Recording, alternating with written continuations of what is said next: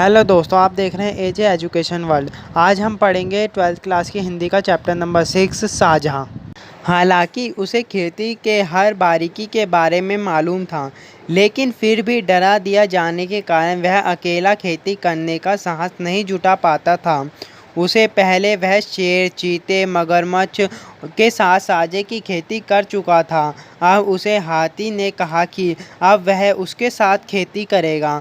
किसान ने उसको बताया कि साझे में उसका कभी गुजारा नहीं होता और अकेले वह खेती कर नहीं सकता, इसलिए वह खेती करेगा ही नहीं। हाथी ने उसे बहुत देर तक पट्टी पढ़ाई और यह भी कहा कि उसके साथ साझे की खेती करने से वह लाभ होगा कि जंगल के छोटे मोटे जानवर खेतों को नुकसान नहीं पहुंचा सकेंगे और खेती की अच्छी रखवाली हो जाएगी। किसान किसी न किसी तरह तैयार हो गया और उसने हाथी के साथ मिलकर गन्ने बोए। हाथी पूरे जंगल में घूमकर डूंगी पीट आया कि गन्ने में उसका साझा है, इसलिए कोई जानवर खेत को नुकसान न पहुंचाए, नहीं तो अच्छा नहीं होगा।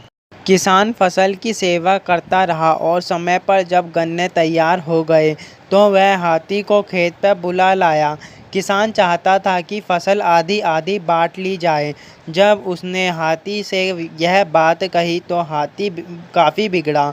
हाथी ने कहा, अपने और पराये की बात मत करो, यह छोटी बात है। हम दोनों ने मिलकर मेहनत की थी, हम दोनों उसके स्वामी हैं, आओ हम मिलकर गन्ना खाएं। किसान ने कुछ कहने से पहले ही हाथी ने बढ़कर अपनी सूंड से एक गन्ना तोड़ा और आदमी से कहा, आओ खाएं। गन्ना का एक छोर हाथी की सूंड में था और दूसरा आदमी के मुंह में।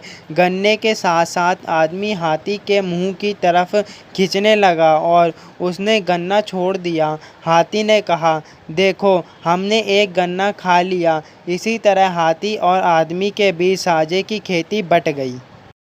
अगर आपको हमारी वीडियो अच्छी लगी हो तो लाइक, सब्सक्राइब और शेयर ज़रूर करें और बेल आइकन दबाना ना भूलें।